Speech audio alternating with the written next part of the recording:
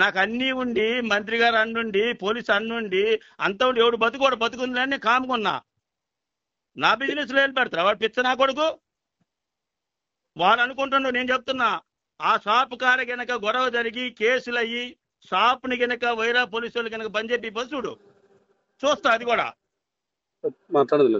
ఏం మాట్లాడతారు?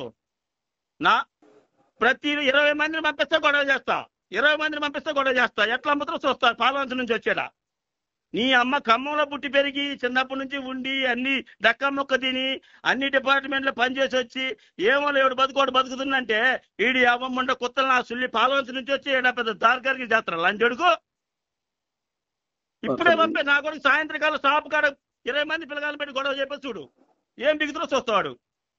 రమ్మను లంచడికి, దమ్మున్న లంచడికి రమ్మను సాయంత్రకాలం ఖమ్మం. ఏందనుకుంటున్నావు? లక్ష్మణరావు అంటే ఒక పంతులు అనుకుంటాను నేను. వాడి అబ్బా పాలతు వద్దులేండి, ఎందుకు పెంచుకోవడం, ఎందుకు వదిలే. ఏ పెంచుకోవడం కాదు సిఆర్ గారు, నేను చెబుతున్నా. మీరందరూ నష్టపోతారు వాడి వలన. నేను ఇప్పుడే పంపిస్తా 20 మంది పిల్లగాల్ని వెంకటాపాల షాప్ కాడికి పంపిస్తా. మీరు ఇప్పుడు అడిగి రండి, గొడవ చేయపని చూడు, గొడవ చేయపని చూడు. వాడి షాపులో వాళ్ళందరినీ మీరు ఎంత రద్దు చేస్తారో అంత రద్దు చేస్తా. పంపిపో నాన్న, పంపిపో, వెళ్ళిపో, అర్జెంట్కి వెళ్ళిపో. 20 మంది పోయి రేటు మాట్లాడి పోయి గొడవ చెప్పు. నేను ఏసీపీ గారితో మాట్లాడతా, ఏం జరిగిందో చూస్తా. వెళ్ళిపో, అర్జెంట్కి వెళ్ళిపో. వాడి అమ్మ ఫాల్తుకొద్దాం, వాడికి తెచ్చేది ఏంటారు. పో చూస్తా. పొలగాళ్ళందరూ పంపించి ఎట్టెత్తండి ఏందని చెప్పేసి మొత్తం అడుగు. పక్క షాప్లో 300కి ఎత్తున్నారు, మీరు 380 ఎట్టెత్తున్నారు, లంచంలో జేబులు అనడానికి వచ్చాను, పంపి